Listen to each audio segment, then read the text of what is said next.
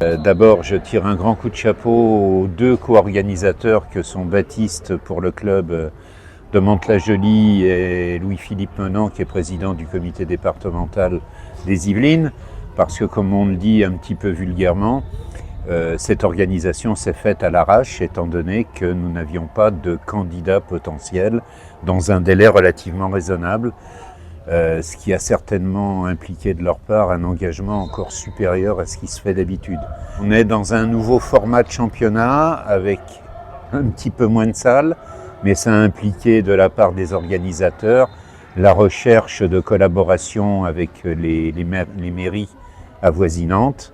J'ai pu constater l'implication de tous les présidents de clubs de basket des communes avoisinantes, et aussi de l'implication des élus de ces municipalités qui découvrent un public particulier parce que pour eux, dans leurs esprits, ils étaient convaincus pour certains d'accueillir des personnes à mobilité réduite, ne connaissant pas la distinction entre handisport et sport adapté.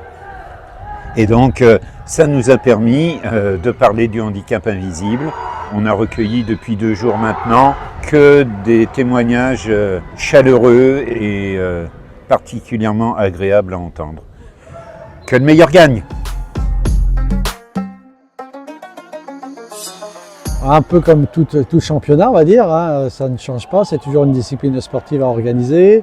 Ça se prépare logiquement longtemps à l'avance.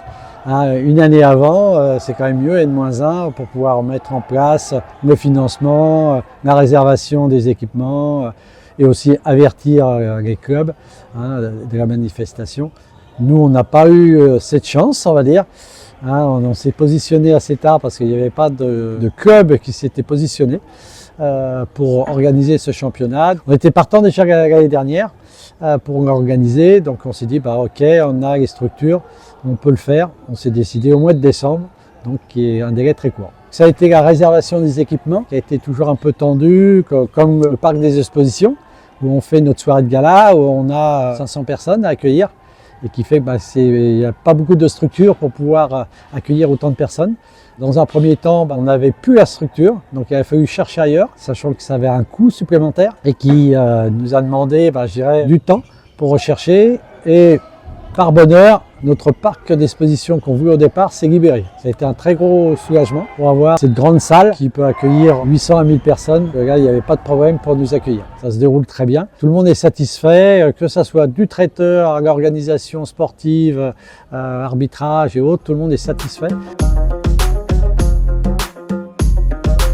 Déjà en amont du championnat de France, il faut organiser les dossiers d'inscription qui sont envoyés par le service championnat de France et le service de la CSN pour les inscriptions des clubs. Donc il y a toute la préparation dossier, la préparation réservation des salles, traiteurs, etc.